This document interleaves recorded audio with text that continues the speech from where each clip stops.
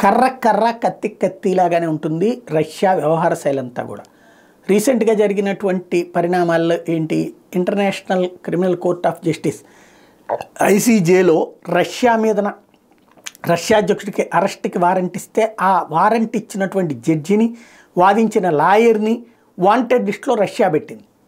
అలాగే రష్యా మీదన international criminal court of justice ICJ ఇచ్చినటువంటి ఆదేశాలకి అమలు కోసం కొన్ని దేశాలు ప్రయత్నిస్తుంటే వాళ్ళ మీదన ఇప్పుడు రష్యా ఆంక్షలు పెట్టడం ప్రారంభించింది. తాజాగా చూస్తే యూరప్ దేశానికి సంబంధించిన Russia has put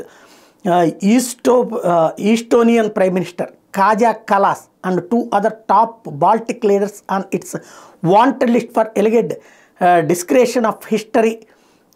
Estonia, Latvia and Lithuania have reportedly demolished monuments of Soviet soldiers, which has angered the Kremlin. Moscow accused the nations of being hostile against Russia.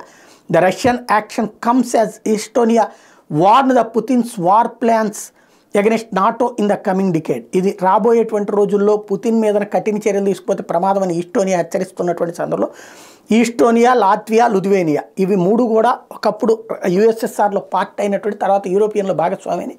ఇప్పుడు దాన్ని యూరోపియన్ యూనియన్లో ఉన్నటువంటి ఆ ముగ్గురు మీదన 3 దేశాధ్యక్షుల్ని వాంటెడ్ లిస్ట్లో పెట్టింది. అంటే వాళ్ళు నిందితుల కింద, నేరస్తుల కింద. ఎందుకంటే గతంలో 2వ ప్రపంచ యుద్ధం, మొదటి ప్రపంచ యుద్ధంలో పోరాడి వీరమరణం పొందినటువంటి రష్యా సైనికుల విగ్రహాలు అక్కడ పెడితే ఆ విగ్రహాలని ధ్వంసం చేసే ఆయా దేశాలు.